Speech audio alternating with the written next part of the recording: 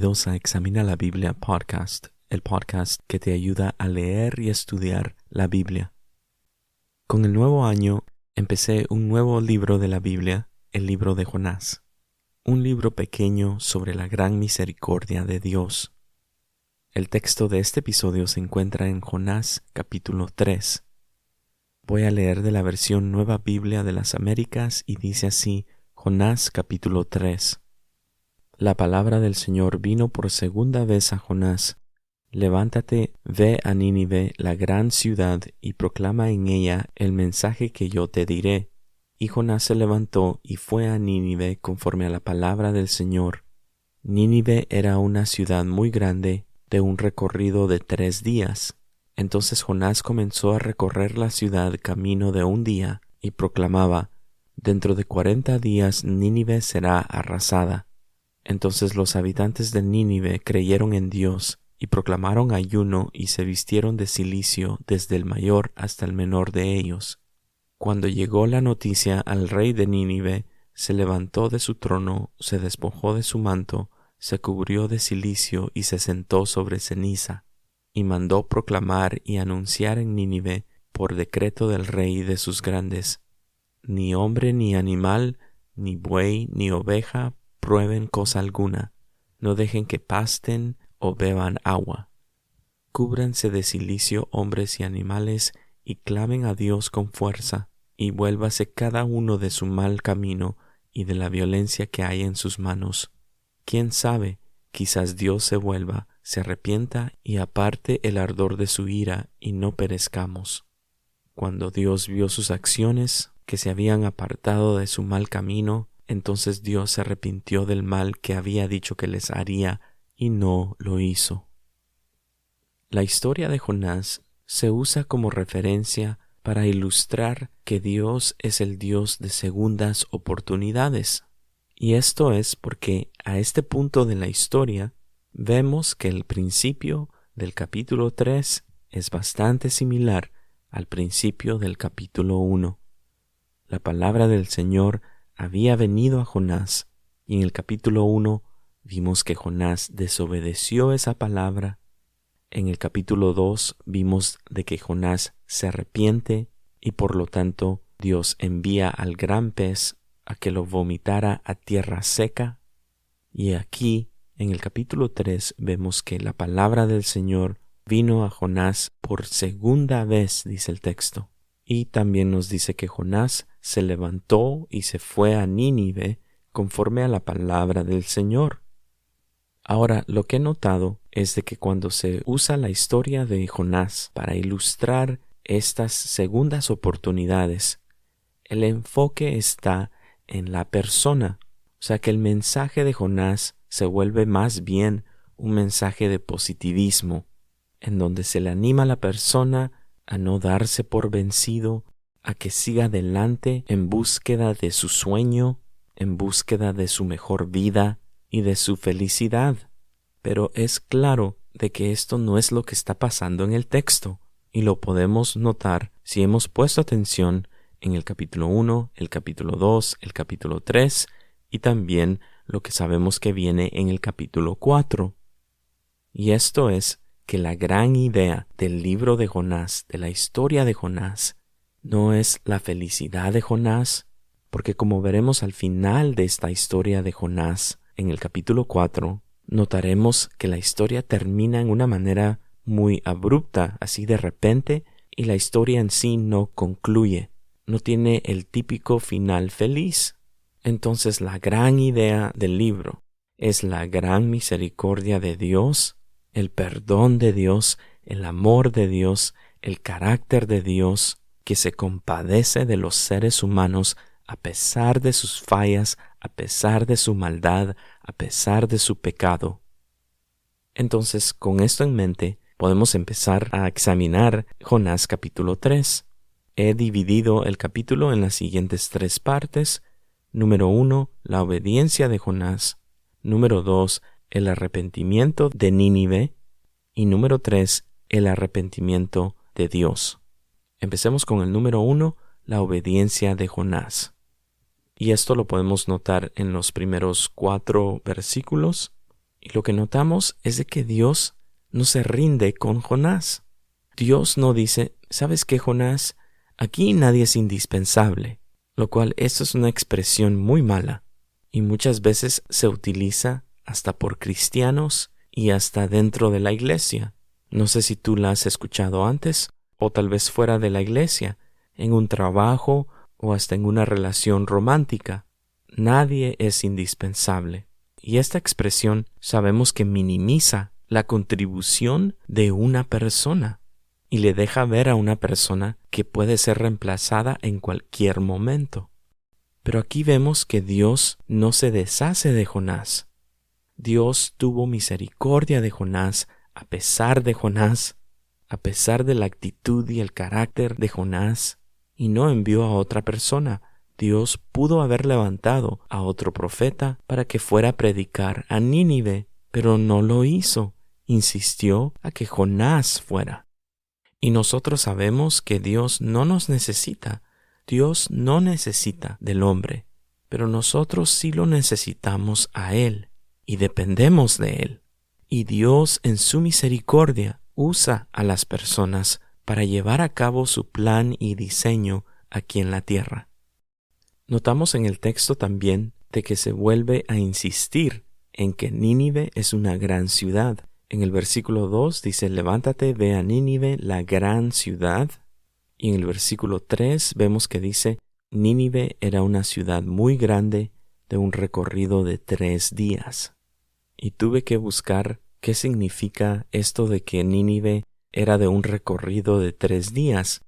Esta era una manera de expresar lo grande que la ciudad era, y esto no era de recorrer lo largo o lo ancho de la ciudad en 3 días, o que se llevaba 3 días para caminar toda la ciudad, sino que los maestros de la Biblia sugieren que se llevaba 3 días para conocer todas las cosas que habían en la ciudad. Ahora, por lo que se sabe acerca de la historia de Nínive como ciudad fuera de la Biblia, es de que en el tiempo de Jonás esta ciudad estaba en declinación. Eventualmente, la ciudad de Nínive sería la capital del imperio de Asiria, pero esto sería hasta después del tiempo de Jonás. Entonces, en este tiempo, la ciudad estaba en declinación. Puede ser de que era por la maldad y la violencia que había en la ciudad, y vemos que fue precisamente por esto de que Dios había decidido actuar, y por eso envía a Jonás. Y un dato interesante sobre Nínive es de que eventualmente, como ya dije, Nínive sería la capital del imperio asirio y la ciudad era como cualquier otra ciudad moderna hoy en día, en la que se gozaba de una librería, de jardines que los ciudadanos podían visitar, de parques y hasta tenían un zoológico. Se dice que el emperador era quien tenía la colección de estos animales, pero que él dejaba que los ciudadanos llegaran a visitar. Y se cree que este fue el primero de los zoológicos que existió en una ciudad. Siguiendo con el texto, vemos entonces que Jonás va a Nínive y les predica a los ninivitas. Y es bien interesante notar el mensaje de Jonás porque es muy breve. El texto solo dice, dentro de 40 días Nínive será arrasada. Y esa palabra arrasada significa que dentro de 40 días Dios iba a destruir totalmente a Nínive. Los maestros de la Biblia creen que no fue solo este el mensaje de Jonás, o sea que tuvo que haber dicho más cosas, pero el texto resume lo que Jonás estaba diciendo en este breve mensaje, en esta breve predicación. Sigamos adelante entonces con el número 2, el arrepentimiento de Nínive. Esto lo vemos en los versículos 5 al 9, y algo impresionante sucede, que hasta donde se sabe, Jonás les dice a los ninivitas que dentro de 40 días esta ciudad sería completamente destruida.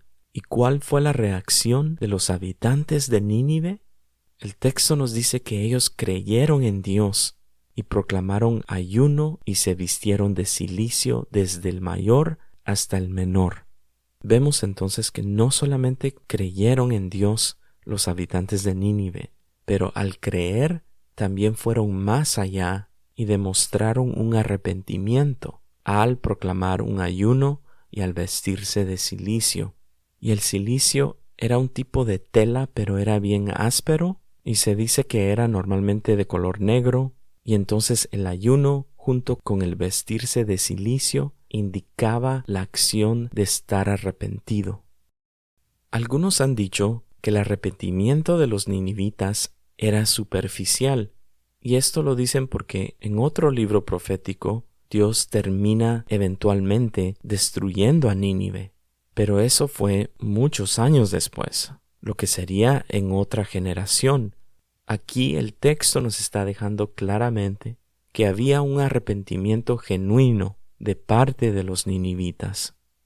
Es más, en el versículo 6 dice que cuando llegó la noticia al rey de Nínive de esta inminente destrucción, se levantó él de su trono y dice que él también se despojó de su manto junto con la población de cilicio y se sentó sobre ceniza.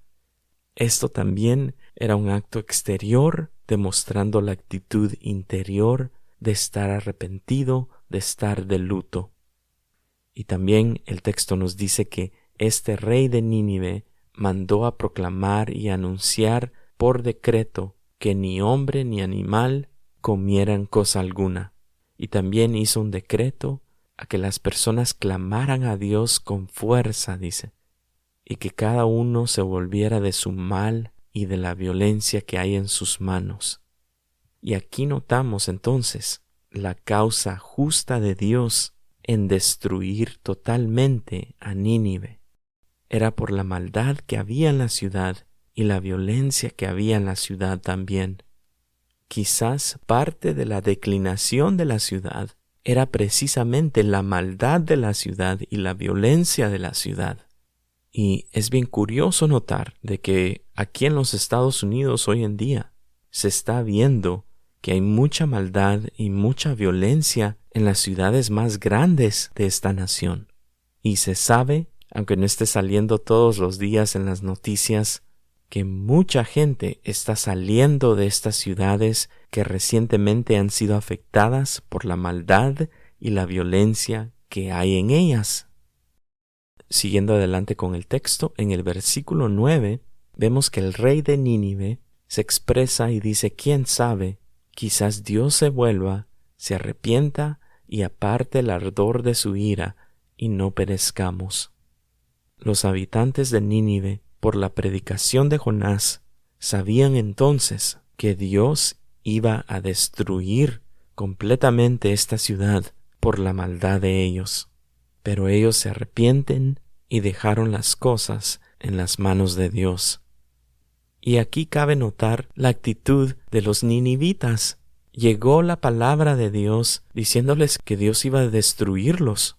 ¿Y qué hicieron los ninivitas? Se arrepintieron, empezaron a ayunar, se vistieron de cilicio, el líder de ellos se sentó sobre ceniza, tomaron acción y se volvieron a Dios inmediatamente.